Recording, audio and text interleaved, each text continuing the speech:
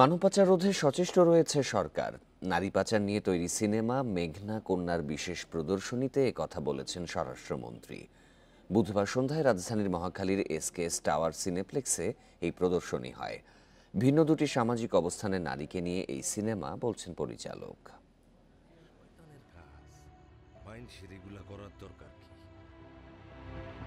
গ্রাম ও শহরের দুই নারীর শেকল ভাঙার গল্প এবং নারী পাচারকে কেন্দ্র করে তৈরি সিনেমা মেঘনা কন্যা।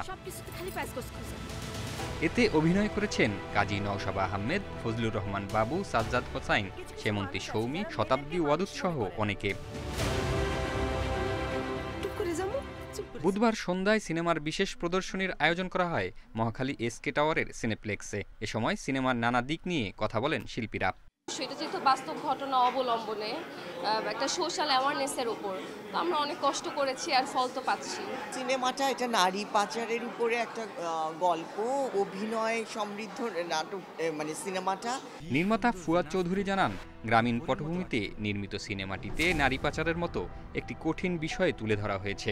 নানা সামাজিক বাধার সম্মুখীন ভিন্ন দুটি অবস্থানের নারীর স্বপ্ন পূরণের গল্প মেঘনা কন্যা।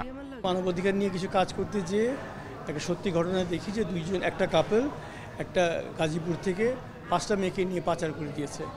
এটা 2003 সালের কথা, কিন্তু 2023 সালে এসে 20 বছর পরে ওইটাকেই বাস্তবায়িত করেছি, একটা ছবির রূপ দিয়েছি আর কি।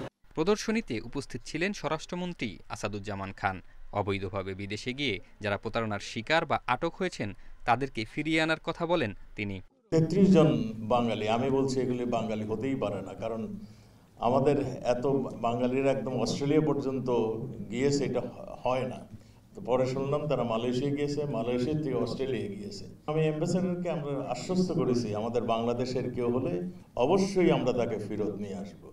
বাংলাদেশে নারী পাচার নিয়ে সত্য ঘটনা অবলম্বনে নির্মিত পূর্ণদৈর্ঘ্য এই সিনেমা প্রেক্ষাগৃহে মুক্তি পায় গত ঈদে। জাহিদুল ইসলাম, ইন্ডিপেন্ডেন্ট নিউজ, ঢাকা।